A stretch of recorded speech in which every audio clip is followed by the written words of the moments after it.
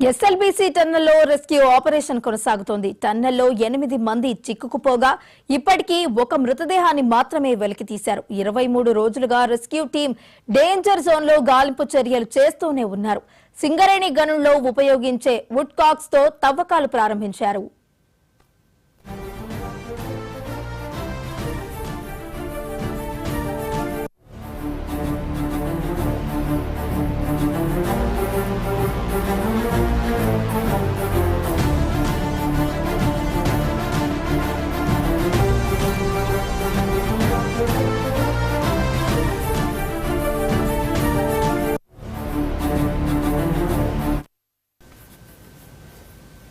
SLBC టన్నెల్లో rescue operation కొనసాగుతోంది. టన్నెల్లో 8 మంది చిక్కుకుపోగా ఇప్పటికీ ఒక మృతదేహాన్ని మాత్రమే వెలికితీశారు. 23 రోజులుగా రెస్క్యూ టీం డేంజర్ జోన్లో గాలింపు చర్యలు చేస్తూనే ఉన్నారు.